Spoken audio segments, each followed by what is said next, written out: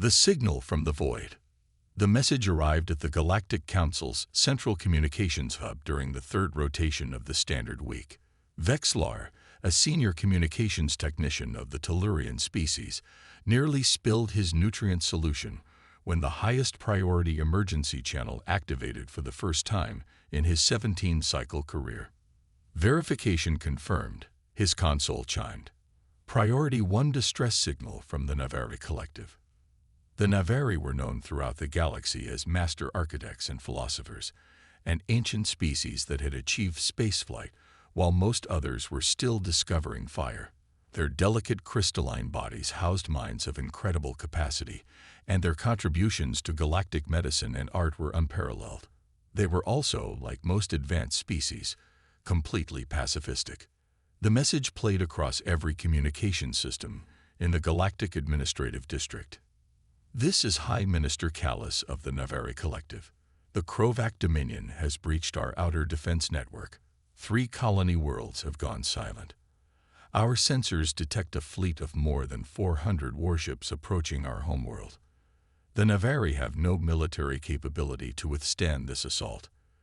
We request immediate intervention under Article 7 of the Galactic Charter. We have less than 30 standard days before our extinction becomes inevitable. The transmission ended with a burst of static and sensor data confirming the message's authenticity. Within hours, the Grand Assembly Chamber of the Galactic Council was filled to capacity. Representatives from over 300 species debated what action, if any, should be taken.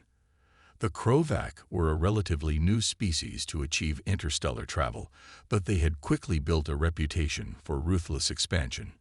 Ambassador Telix of the Vordari Confederation, one of the oldest members of the Council, raised a scaled appendage. While we sympathize with the Navari situation, assembling a coalition force would take months. By the Council's own assessment, no single member has the military capacity to challenge a Krovac fleet of this size. We could attempt diplomatic channels, suggested the Pellerin delegate, their bioluminescent skin pulsing anxiously. Ambassador Kresh of the Zintari Republic laughed bitterly.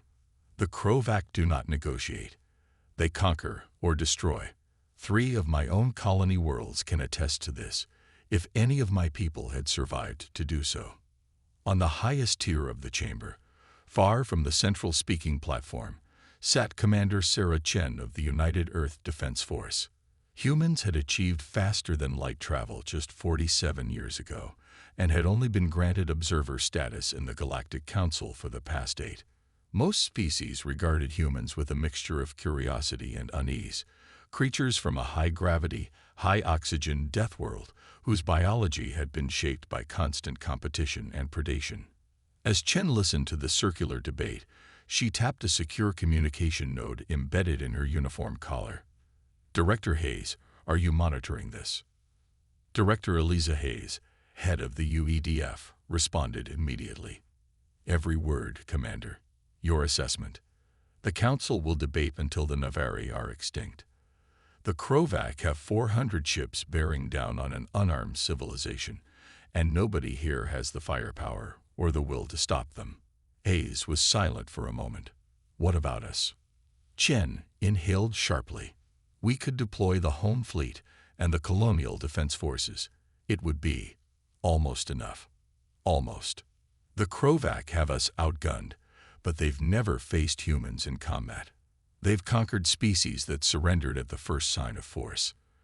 Based on intelligence reports, they have no concept of asymmetric warfare. The council session adjourned after 8 hours, with no decision beyond forming a committee to evaluate possible responses. Commander Chen slipped away and made directly for the Earth Embassy, where a quantum communication link to Sol awaited her. Within 2 hours, the highest levels of Earth's government had convened an emergency session. Director Hayes presented a strategic assessment to the United Earth Security Council, with Commander Chen's report featured prominently. The facts are simple, Hayes concluded. The Navari will be extinct in 30 days if no one intervenes. The Council will not act in time. We have the capacity to deploy our combined fleets within 7 days. President Sanjay Mehta, in his fourth term as leader of humanity's unified government, leaned forward. "Director, what are our chances of success?" Hayes didn't sugarcoat it. "Our simulations give us a 37% chance of victory with heavy casualties. The Krovac have superior numbers and energy weapons technology. However, they've never encountered human battle tactics before." Admiral William Torres, commander of Earth's home fleet, spoke up. "We'd be fighting against Council recommendations. This could damage our standing and future membership prospects."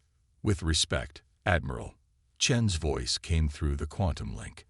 "If we stand by while an entire civilization is exterminated, what kind of membership would we even want?"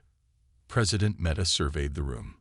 "Is there anyone here who believes we should not act?" The chamber remained silent. "Then it's decided. Admiral Torres, you will coordinate with Colonial Defense Forces. I want our entire available fleet mobilized within 72 hours. Commander Chen, you'll serve as our liaison to the Navari. Make contact however you can and let them know help is coming." Across the Sol system, the call went out. From orbital shipyards around Earth, Mars, and Jupiter's moons, warships were brought to full readiness. Colonial Defense Forces from Alpha Centauri, Tau Ceti, and Epsilon Eridani received their orders and began convergence calculations. On the UEDF flagship Defiant, Admiral Torres addressed the assembled officers. "Ladies and gentlemen, in 5 days we depart on the most significant military operation in human history. We're not fighting for territory or resources or even for Earth. We're fighting because a peaceful species asked for help, and no one else answered." He pulled up a holographic display of the fleet roster. "We'll be deploying 287 combat vessels of all classes. Every ship is staffed with volunteers only. I made that clear to High Command. Anyone serving in this operation knows the odds." Lieutenant Rachel Sharma, the Defiant's tactical officer, studied the display.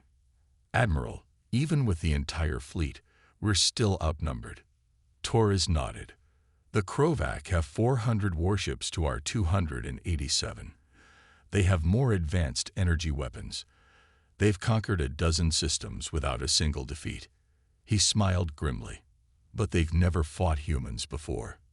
They've never faced a species that evolved on a death world, where every day was a fight for survival against predators, disease, and natural disaster. We'll be arriving 10 days before the Krovac reach the Navari homeworld," said Commander Rice, the fleet's operations officer. "That gives us time to establish defensive positions and perhaps evacuate some of the population." "We don't just want to save some of them," Torres replied firmly. "We're going to save them all." Throughout the fleet, final preparations were made. Weapons systems were calibrated, shield generators tested to breaking points, and combat simulations ran continuously. In mess halls and crew quarters, the atmosphere was tense but determined. These men and women had volunteered knowing they might never return to Earth. Senior Engineer Omar Patel adjusted the antimatter containment field on the destroyer Courageous with painstaking precision. "We'll get one good alpha strike before they know what hit them," he told his team. "Make sure these field projectors are aligned to within 1 nanometer." In the Marine barracks of the carrier Intrepid, Sergeant Maya Rodriguez inspected her powered armor for the 3rd time. "The Krovac have never faced boarding actions," she told her squad. "Their internal security is minimal. If we can get aboard their command ships, we can create chaos in their chain of command." 5 days after the Navari distress call, humanity's answer to alien aggression departed the Sol system. 287 warships, from massive dreadnoughts to agile corvettes, disappeared into quantum space, leaving behind a tense but proud population who understood both the necessity and the risk of what they had chosen to do. As the fleet accelerated beyond the heliopause, Admiral Torres sent one final message to Earth. "We go now to demonstrate that humanity's greatest strength isn't our technology or our biology. It's our unbreakable resolve to protect those who cannot protect themselves." The journey through quantum space would take 12 days. 12 days for the fleet to prepare, to plan, and to steel themselves for the battle to come. 12 days while the Navari watched the Krovac fleet draw ever closer to their homeworld, not knowing if anyone had heard their desperate plea, or if they were utterly alone in their final days. But they were not alone. Through the void between stars, humanity was coming. The wrath of Earth. The human fleet emerged from quantum space at the edge of the Navari system, sensors immediately beginning wide-spectrum scans. The Navari homeworld, Crystallis, orbited a gentle yellow star, its surface gleaming with the reflection of vast crystalline cities. Scans confirm Krovac fleet position, reported Lieutenant Sharma on the Defiance Bridge.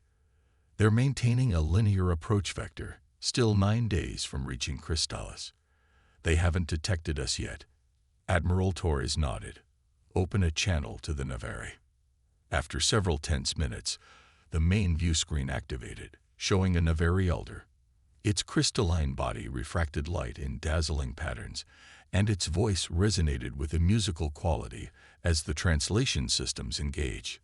I am First Minister Celeris of the Navari Collective. Who addresses us?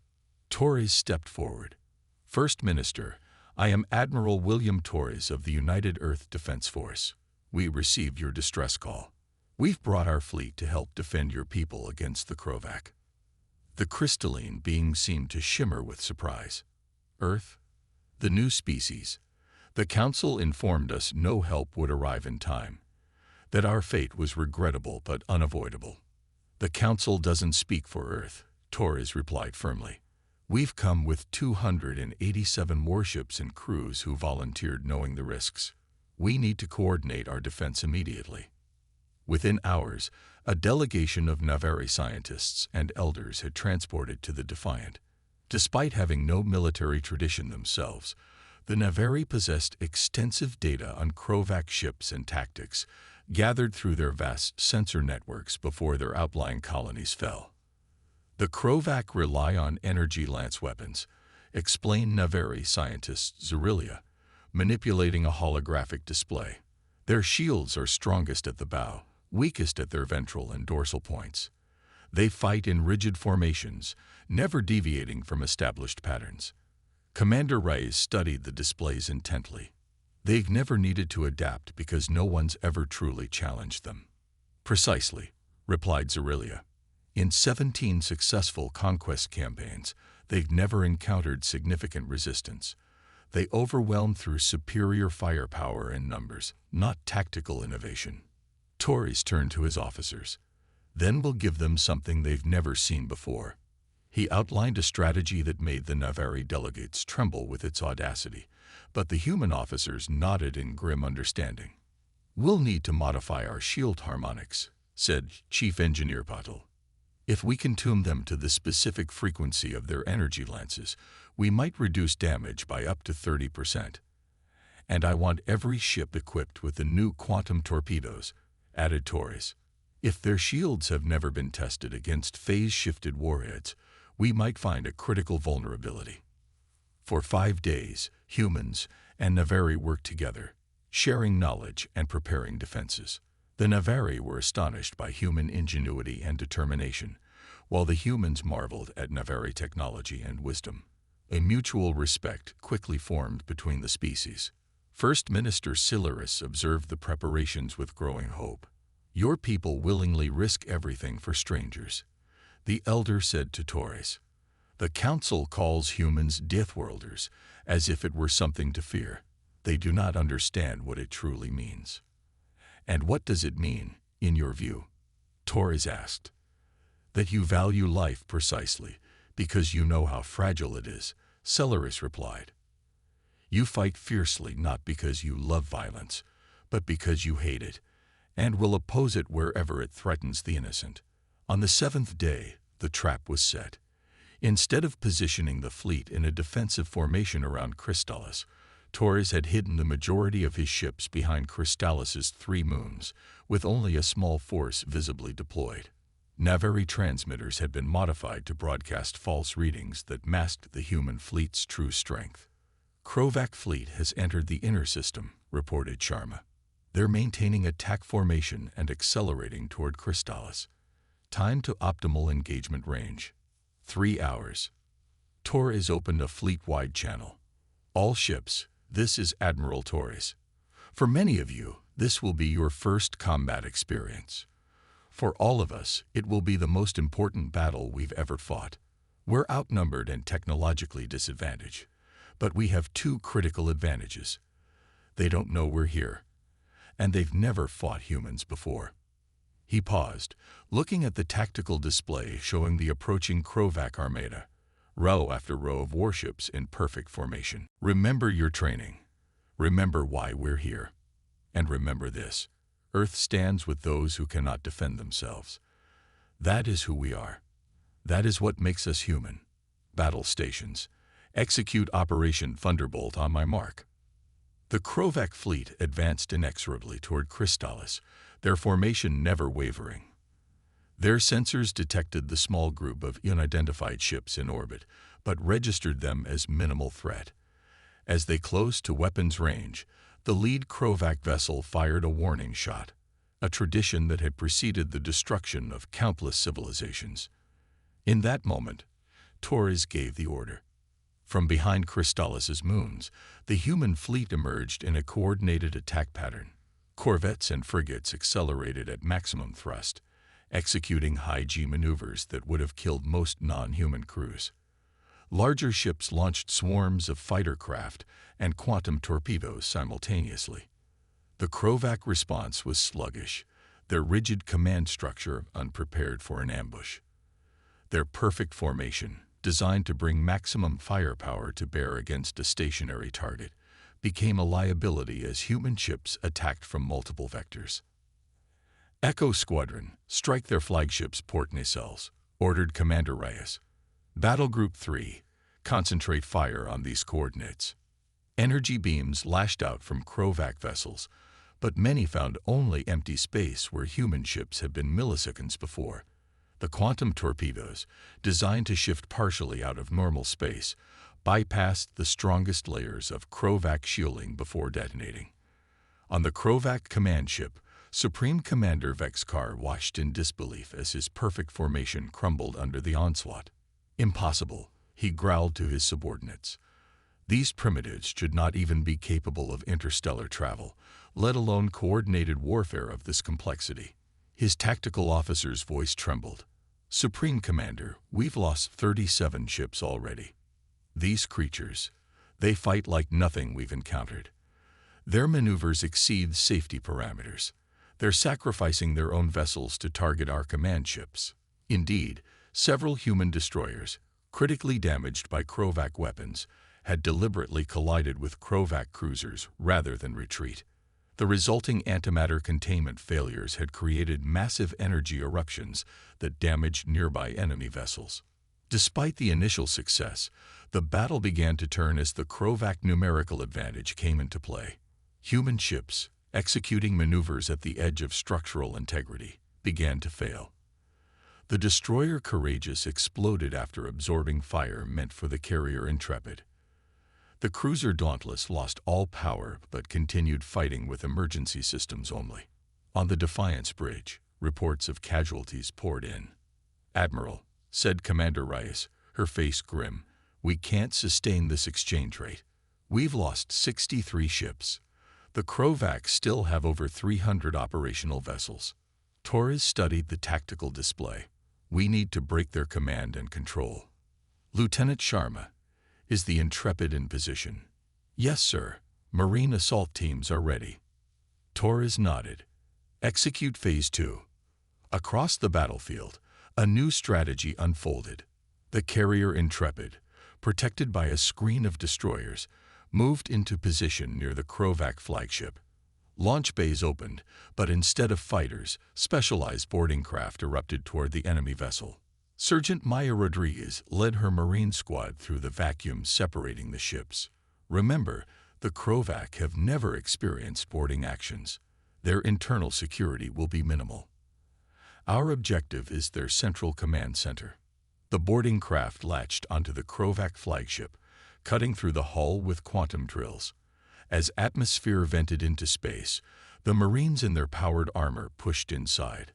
encountering shocked Krovac crew who had never imagined enemies within their own ship. Similar scenarios played out across the Krovac fleet as human marine teams conducted the first boarding actions the Krovac had ever experienced. The confusion rippled through their command structure, causing their rigid battle formations to falter further. On the Krovac flagship, Supreme Commander Vexkar heard weapons fire outside his command center. "Impossible," he snarled. "No species would dare." The doors exploded inward, and powered armor suits stormed the bridge. Sergeant Rodriguez's voice rang out through her suit's amplifiers. "Surrender your vessel or be destroyed." Vexkar reached for his ceremonial weapon, only to have his arm severed by a precisely aimed shot. As he collapsed, Rodriguez secured the command center and opened a channel to the Defiant. "Admiral, we have control of the Krovac flagship. Their command codes are ours." Across the battlefield, the tide turned decisively. Using captured command codes, the human fleet sent contradictory orders to Krovac vessels, causing confusion and friendly fire incidents. Without central coordination, the once perfect Krovac formation dissolved into chaos. 2 hours later, Admiral Torres stood on the Defiance Bridge, surveying the aftermath. Of 287 human vessels, only 142 remained operational. But the Krovac invasion force had been shattered, with over 300 ships destroyed or captured. "Open a channel to the Navari," Torres ordered. First Minister Celeris appeared on screen, the crystalline being's form shimmering with what humans had learned to recognize as profound emotion. "Admiral Torres, the Navari Collective has no words adequate to express our gratitude. You have saved not just our lives, but our entire civilization." Torres nodded solemnly. "We've suffered heavy losses, Minister. I'd like to begin transferring our wounded to your medical facilities, if possible." "Of course. Everything we have is at your disposal." Celeris paused. "The Galactic Council has been monitoring this conflict. They are reconsidering their assessment of humanity." "That wasn't our objective," Torres replied. "No," agreed Celeris. "Your objective was to save lives at great risk to your own. The Council has never encountered such a concept from a Deathworld species. They expected conquest, not protection." In the days that followed, as human crews recovered and ships were repaired, word of the battle spread throughout the galaxy. The species dismissed as primitive Deathworlders had defeated the dreaded Krovac Dominion against overwhelming odds. More significantly, they had done so not for territory or resources, but to protect a civilization they barely knew.